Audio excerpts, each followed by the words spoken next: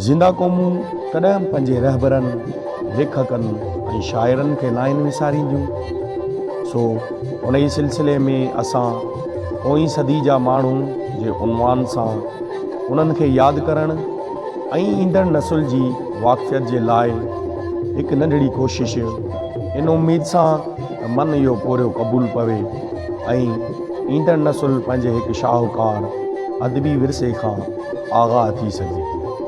पोईं सदी जा माण्हू जंहिंमें असां अदबी तारीख़नि खे नज़र में रखी उन्हनि शाइरनि ऐं लेखकनि खे शामिल करियूं पिया जेकी सिंधी अदब जी कहकशां जा चमकंदड़ सितारा आहिनि, जिनी पंहिंजी तख़लीक़ जी रोशनी सां केतिरनि ई ॿियनि सियारनि खे रोशन कयो आहे। नाज़वारनि जी ॿोली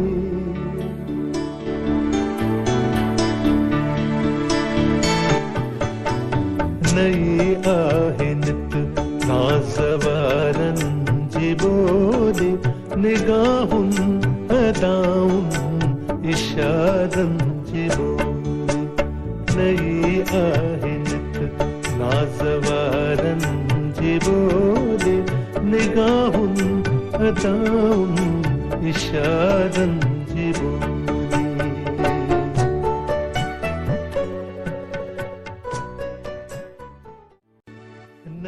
नारायण श्याम।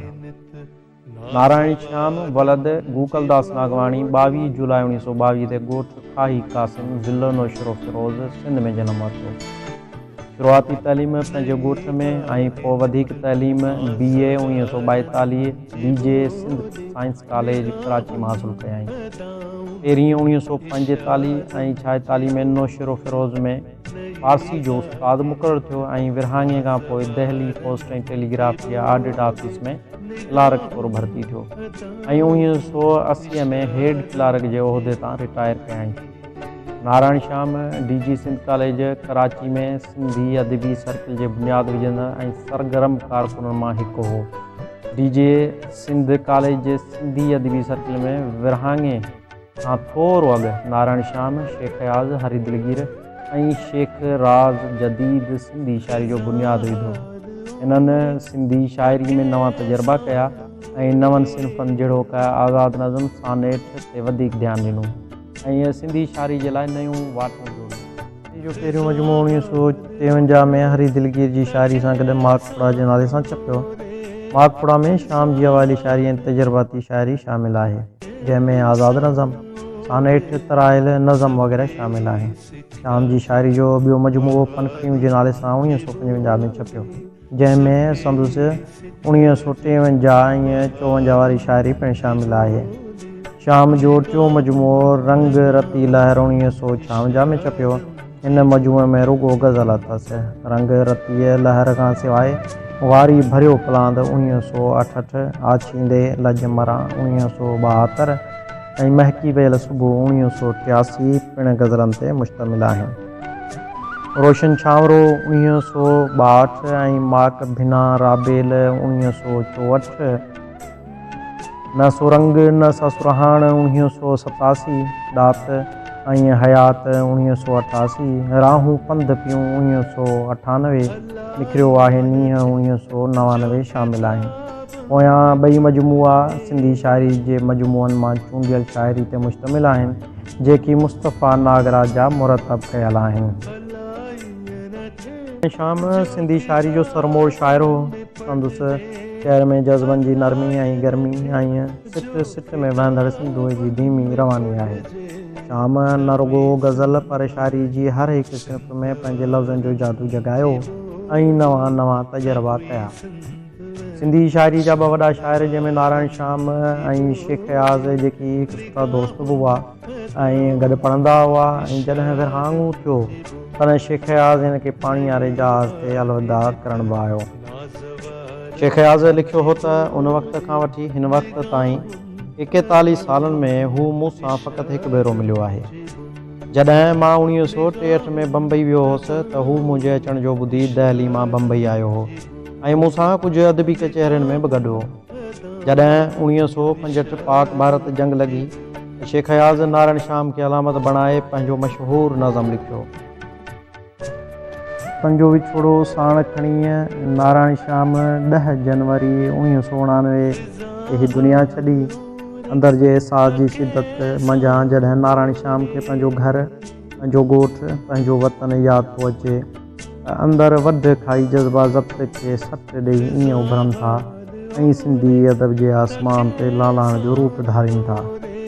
अलाए कंहिं घड़ी उन मां शाम निकितासीं, अलाए कंहिं घड़ी उन मां शाम निकितासीं, वतन वरण ते छा सरहद ॾिसण बि नसीब न थी। उन वक़्त खे, उन घड़ीअ खे शाम निदियो आहे, जंहिं वक़्तु पंहिंजा झा छॾे, पंहिंजो वतन छॾे, पंहिंजो विरसो छॾे, पंहिंजे वॾड़नि जा माॻ छॾे निकिता। यकीनन उहा घड़ी निभागी हुई जंहिंमें उन्हनि पंहिंजो सभु कुझु विञायो। उन विछोड़े जो दर्द, उन जो सोग शाम खे ज़िंदगी जे हर पल में झोरींदो रहियो। उभ में अखियूं खुपायूं चांडोकीअ खे ॾिसंदे, जॾहिं नौशरो फ़िरोज़ जे खाही कासिम जे गीतनि खे यादि थो करे त संदसि तख़लीक़ घणनि जूं अखियूं वालियूं करे छॾे।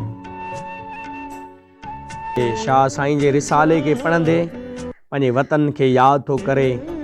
अॼु शाह जे रिसाले ते नज़रूं खुपी वियूं, अॼु शाह जे रिसाले ते नज़रूं खुपी वियूं, मोटी सदियुनि खां पोइ ॼण सिंध मूं ॾिठी। विरांगे नारायण श्याम खे सिंध खां जुदा कयो।